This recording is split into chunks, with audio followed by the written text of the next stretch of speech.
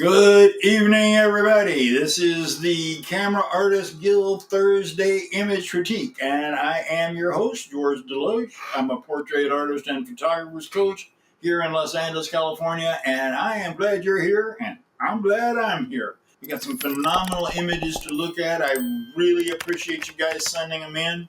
So anyway, let me get into the broadcast, or into the critiquing. Okay. All right, this is Tim Stanford. Great image, Tim. It reminds me of the 70s. When I come through the 70s, I'm a product of that. I had an afro that was huge, you know. I looked like the fly on car wash. And you probably, unless you're an older guy my age, you won't even know what car wash was. But it was a movie, and there was one guy in there with a big afro. But the model looks great.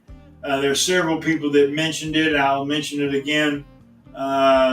Sometimes these lights will draw your attention away from the model because they are brighter than the model, specifically the one over here. You may be able to clone that out. I haven't tried it. I wonder if I go to the stamp layer and I just shrink that stamp layer up a little bit. Alt, stamp, and select, and let's go. Well, no. Control Z, back it out. Sample again. There. Alt, sample. Good. Okay. Now she's moved from that side a little bit, and I wonder, the patch tool might work on this. Whoops. That was clumsy.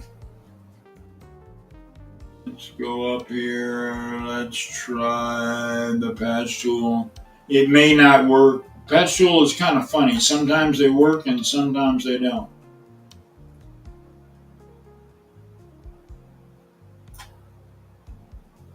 Okay. Now you've got a little bit of line here and there, so you just want to patch tool around a large enough section that it fades into the background. And there. Now you probably could tone down the other bright spots here. Maybe this one. Actually, I made that patch tool too large.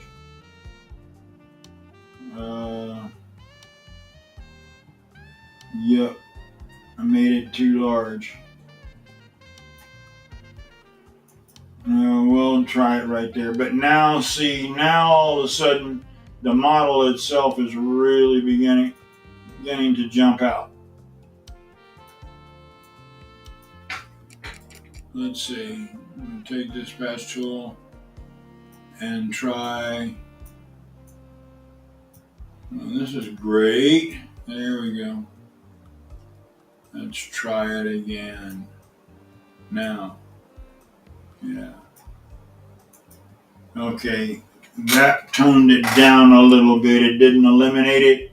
We could work at it, but I don't want to eliminate all of them. I want to leave some of it there so that it shines through.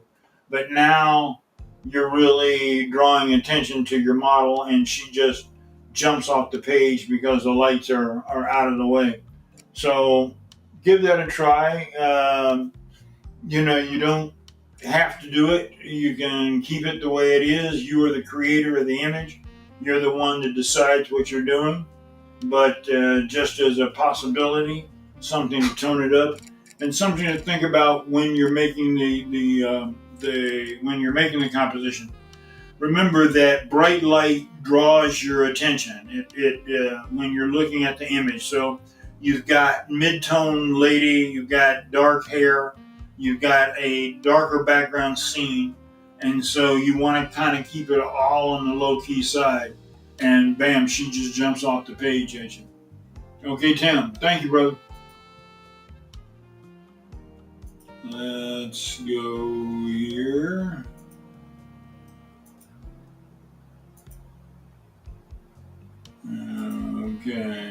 Okay, Keith Davis, Philly. I love this, Keith. Really nicely done. It's a nicely done high key image. And believe you me, high key is hard to do. I teach a $1,500 course in high key at my studio.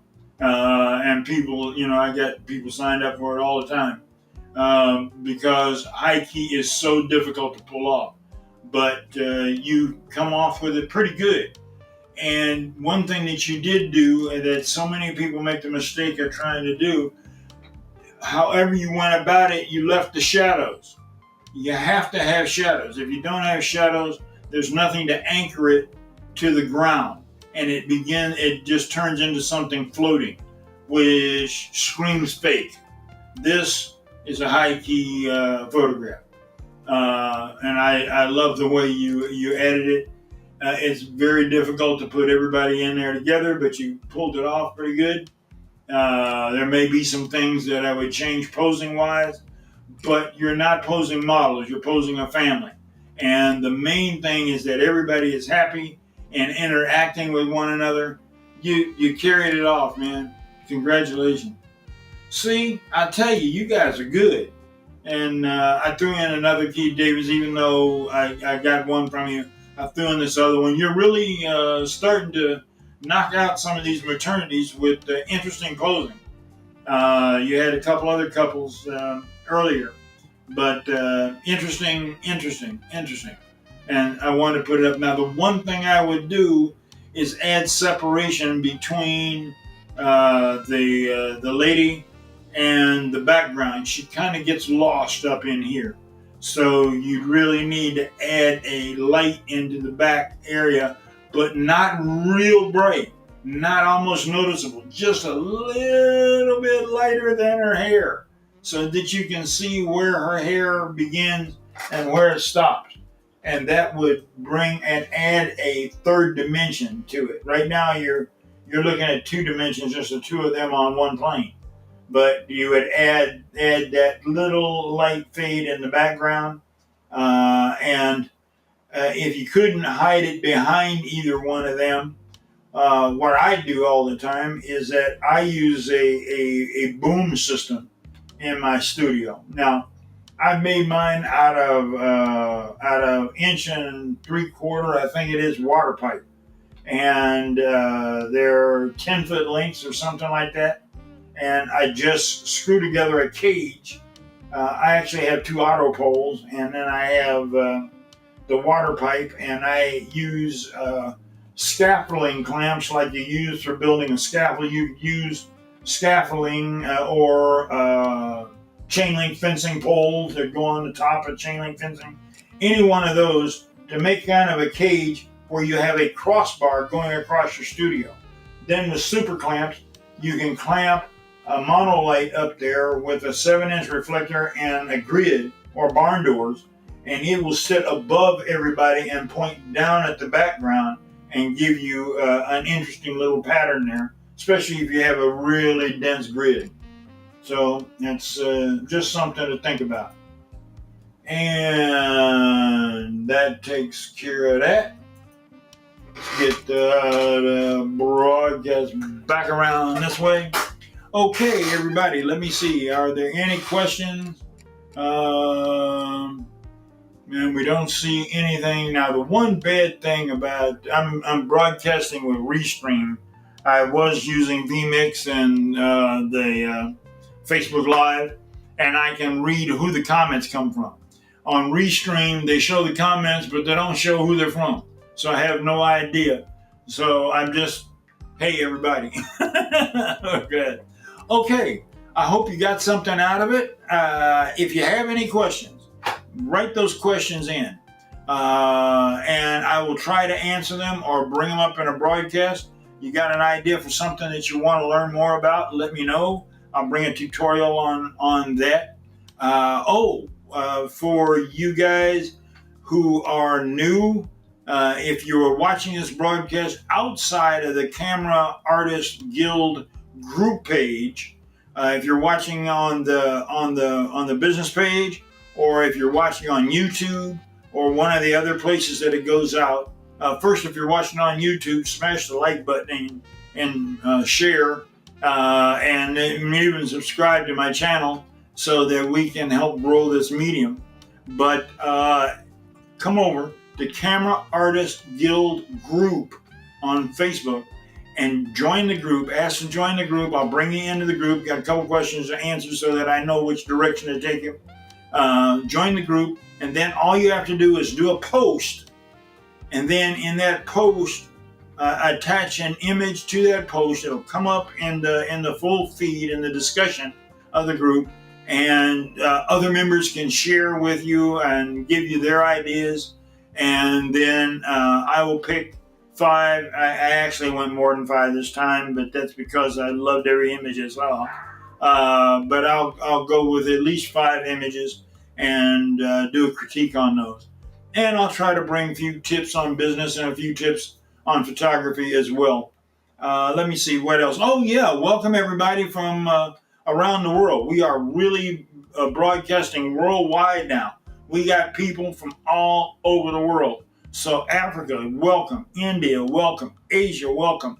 I'm so glad you guys are here. We're getting a strong contingency from Nigeria and Ghana. So welcome. Some people from Namibia and some from Kenya and Tanzania. So I love that. South Africa, pick up the pace. I haven't gotten anybody from South Africa in a while. And United States, you guys are falling behind Africa and India. So we need more members from the United States. I don't want to pass those guys up. I don't want to pass you guys up. So do me a favor, let your friends know, other photographers that you have. Go into photography groups and let them know about the broadcast so that they can come on over and we can build, because strength comes with a multitude of people. So anyway, that pretty much covers it for this week. You guys have been wonderful. I really love being able to bring this broadcast to you, and I hope that I have been helpful. That's my whole purpose in life. Let's face it, friends, I am in the 4th quarter of the game. I played 3 quarters of this game. I'm not looking to check out anytime soon, but I've got more time behind me than I do in front of me, and I can't take this knowledge to the grave. Now, when I was a beginning photographer, we didn't tell secrets. We kept those secrets like a magician holds on to his tricks, how he does it. And the only way you learn photography, there was maybe 1 or 2 photography schools around, but not very many at all. I think Rochester, where Kodak was one. I think Brooks had a course. But for the most part, you learned as an apprentice. You went to work for somebody, and they taught you, and then you held that information until you died, unless you found an apprentice that you could pass it on to. Well, I've accumulated over 50 years of photography knowledge, both in business and in photography, and I got no apprentice to pass it on to. So I'm passing it on to my students and on to you guys, and I hope it's helpful. Okay, good enough. We'll see you next week. Thanks. Let me get up here and okay, I do this every week. I lose the cursor. I can't find it. I got 3 monitors over here. Can't find the cursor. Okay, there we go. We're out of here. I think there's the end.